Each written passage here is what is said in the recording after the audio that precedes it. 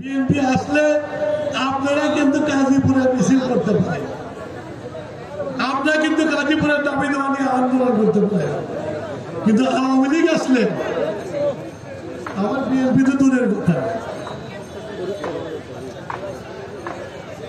আওয়ামী লীগের মতো কথা বলতে পারে না। আমি কিছুক্ষণ আগে টিভিতে দেখে আসছি, আওয়ামী লীগ থেকে আওয়ামী লীগকে মেরেছে, হাত ভেঙেছে, পা ভেঙেছে, জেলে দিয়েছে, জমি জমা দখল হয়েছে, জমি জমা দখল করে বাড়ি ঘর বানানো হয়েছে। জানতো সিরাজগঞ্জে, আমরা তো সিরাজগঞ্জে বহুদিন যাবৎ রাজনীতি করি, কেউ কইতে পারবেন আর মাহমুদের দুই ছেলে টুকু খুশি কারো জমি নিয়ে কোনো কিছু করছে? কেউ কইতে পারবে? আমরা করি না, আমাদের ওই শিক্ষা না, আমাদের ওই রাজনীতি শিক্ষিত না। আমি রাজনীতি করি সিরাজগঞ্জে,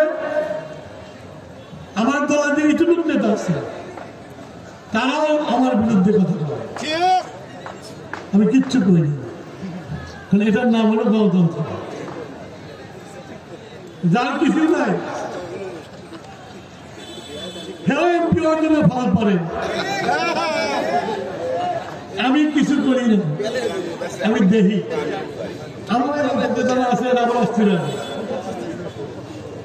আমি দমক দিই তো দেখ শুকনার পরে, চৈত মাসের পরে, বৈশাখ মাসের পরে যখন একটু বৃষ্টি পড়ে তখন ডোবার মধ্যে একটু পানি পড়ে, ওই পানি পড়লে পরে কিছু ব্যাগ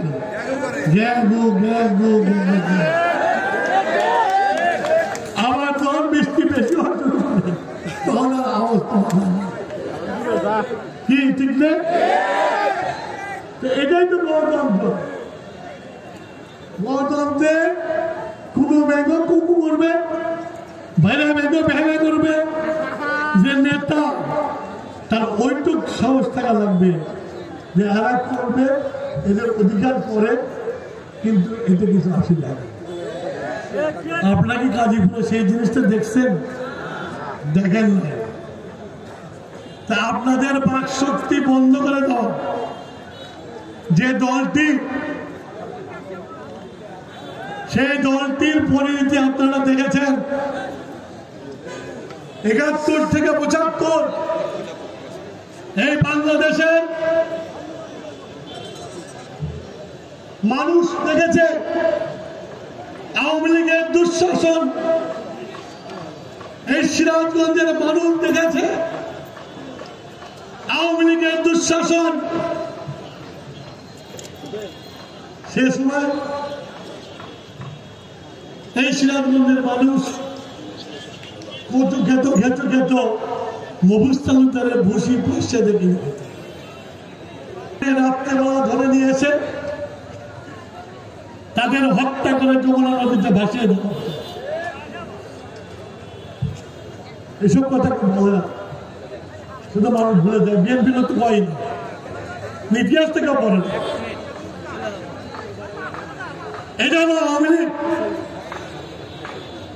৭১ পরে ৭৫ সালে যে ঘটনাটা ঘটলো, এত বড় নেতা যার আন্দোলনের মানুষ যা বলতো তাই করতো, 15 আগস্টে রাত পর্যন্ত গাছের পাতাও বাক্স ছিল। 15 আগস্টে যে সকালবেলা